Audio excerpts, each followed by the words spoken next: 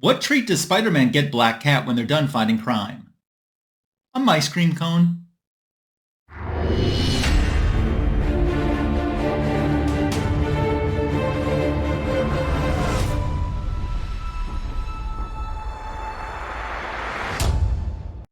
Thanks for checking out my YouTube channel today for a spectacular Spider Haul video. I'm glad that you're here.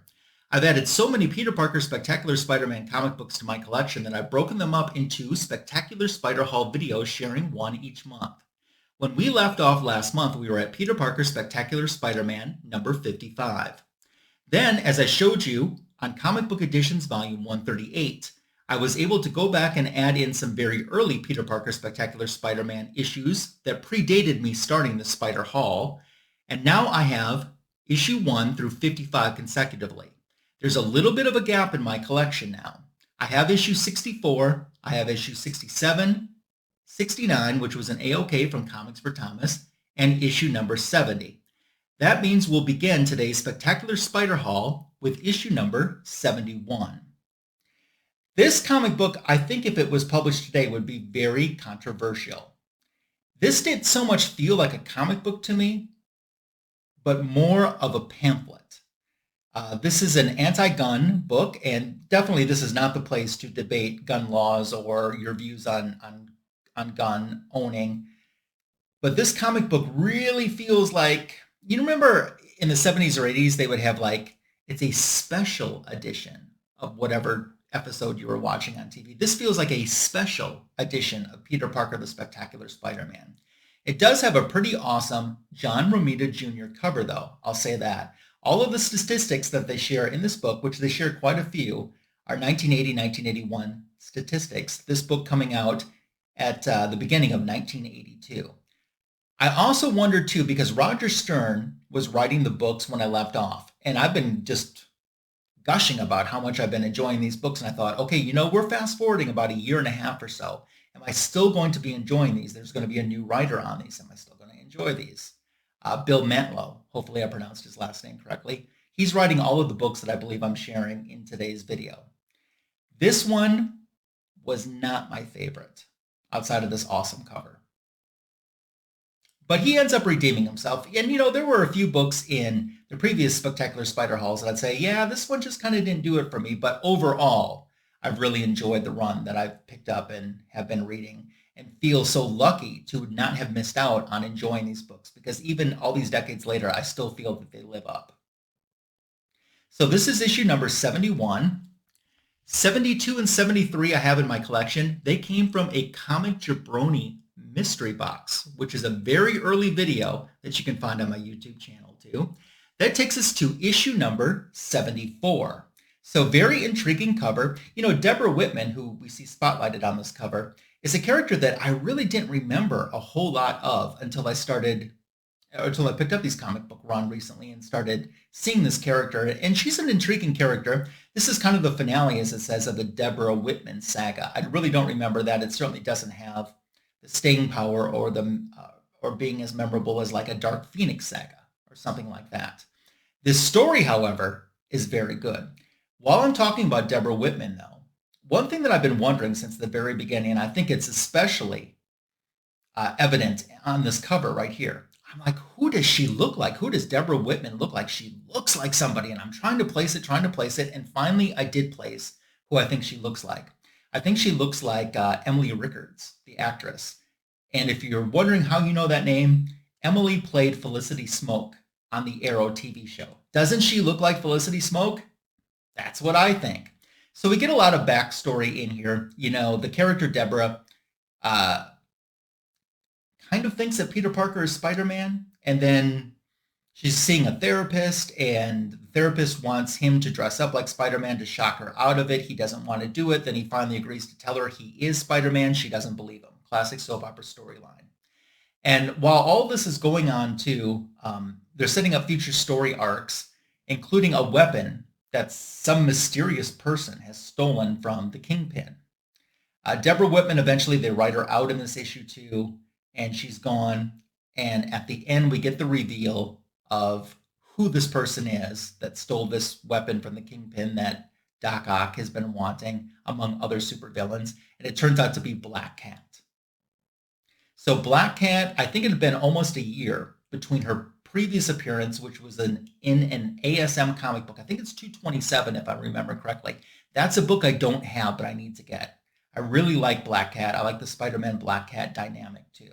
So at the very end, she's revealed to be back. Spider-Man had believed her to be dead at the end of 227, but she is back in this issue. And around this time when I was a childhood collector, I would be buying a lot of these issues too. So 75 through 82, I've been able to add into my collection, either from my original collection as a childhood collector or through various books that I picked up in the last several years or so. That brings us to issue number 83. And what's the number one thing to love about issue number 83? Greg LaRoque. He is the cover artist and interior artist on this issue. And although I've never met Greg LaRoque, I certainly would like to. Fan of Greg. Have a lot of his work in my collection already, but huge fan of his son. And I think most people in the YouTube comic book community know his son. If you don't, it's No Good Comics. So it's our friend Justin, who also does the Omni X-Men show with John's Comics with Kids. And I've been on Justin's channel too, and I've been on the Omni X-Men show, and Justin puts out fantastic content and is just a great friend. And I always love getting to interact with Justin. It's amazing how much or how many similar books that we each collect, or some books that I've been into for a long time. He's just starting to get into like Supergirl or something. But Greg LaRoque did the art on this. So that's awesome. By this time, I mean, Spider-Man and Black Cat are definitely, they're in it to win it relationship-wise. They call each other lover, which I thought is interesting. We never, and I know you have to consider the times and who these books are geared for. I mean, they call each other lover, but we never see them in that type of relationship. But at this point, she doesn't even know who Spider-Man is. And I think that's interesting. You know, it's like, so you're calling her your lover already, and she doesn't even know who you are, really. I don't know. Good story, though. And I knew when we would be getting into these 70s and 80s books number-wise that Black Cat would be in there. And I thought pretty sure that I was going to enjoy these issues, and so far I have.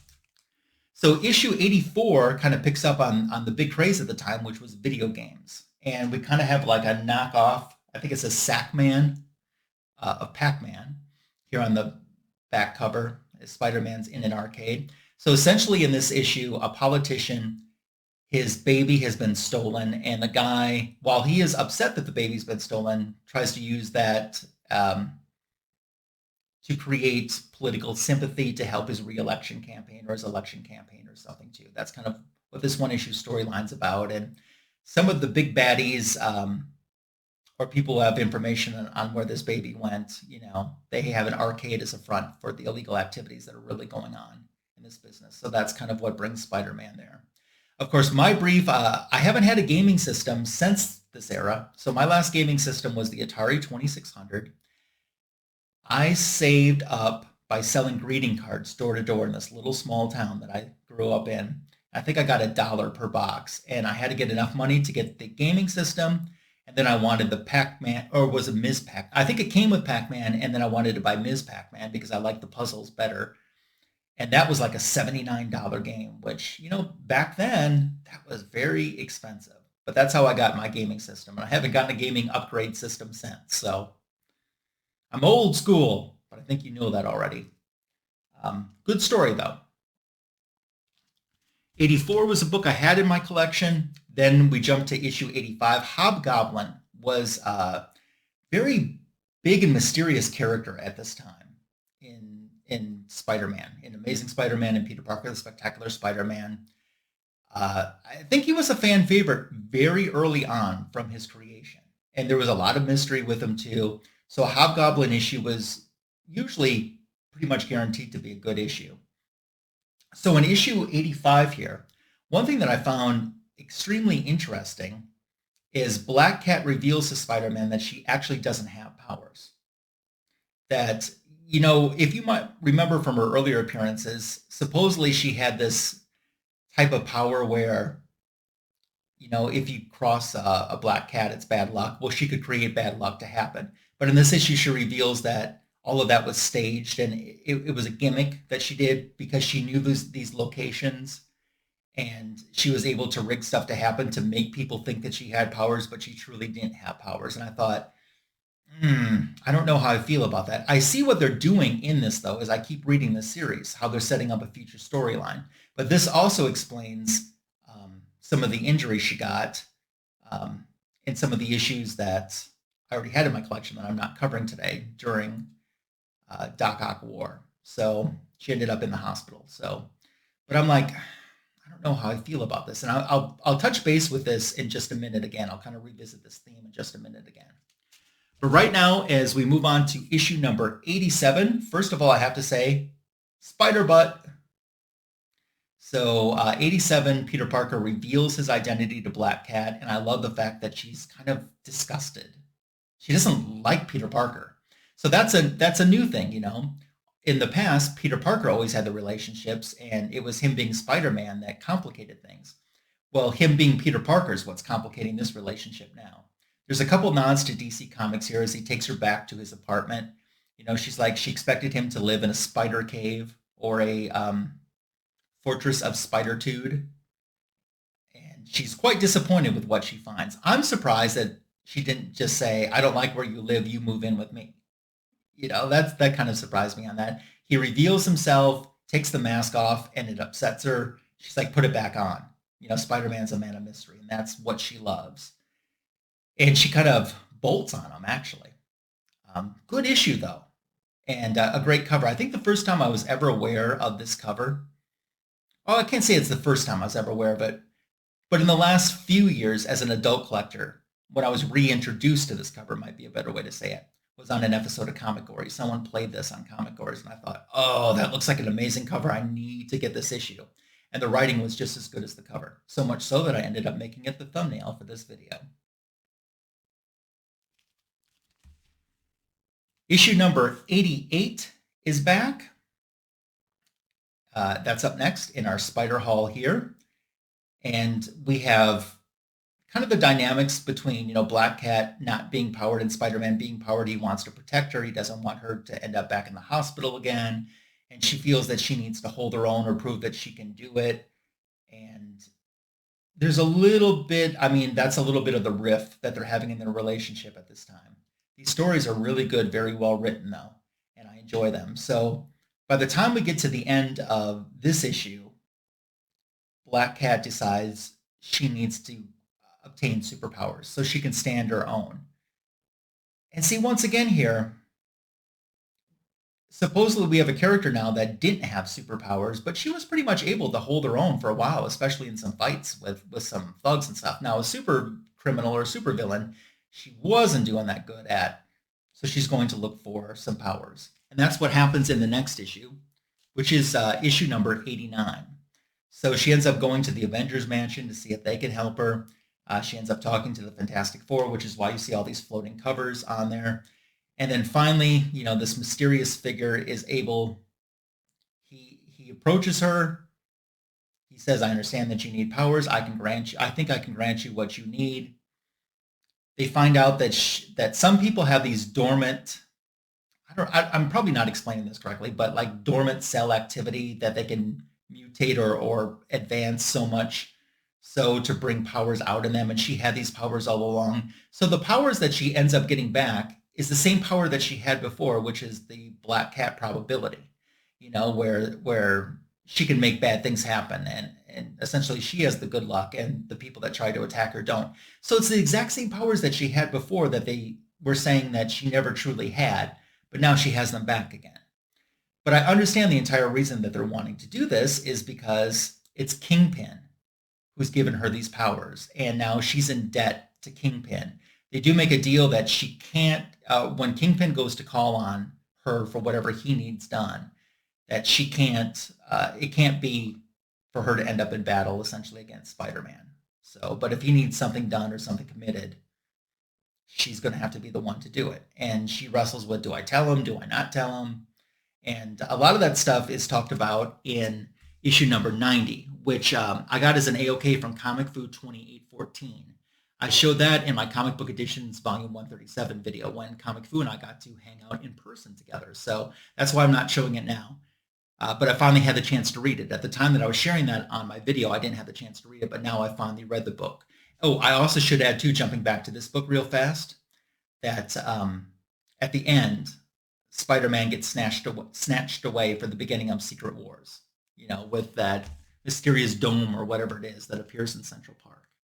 So good stuff today. I showed you some books from numerically in the 70s and 80s of Peter Parker, the Spectacular Spider-Man. And in our next edition next month, I will cover some books that are in numerically the 90s and the early 100s. So look for that in next month's Spectacular Spider Haul video. In the meantime, let's dialogue. Do you own any of these books? Are these books that you're interested in? Have you ever read this? What are your thoughts of the Spectacular Spider-Man series? I'd love to dialogue about all of that and more. Let me know what cover was your favorite one, too, because I think we had a lot of covers. For me, I think it was that Peter Parker revealing, taking his mask off. That cover was my favorite one of this run, although there were certainly some good contenders in there. I'd love to dialogue about that in the comment section below.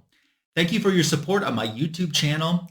Coming up this month on my channel, I have another birthday AOK from my friend Andre in Brazil.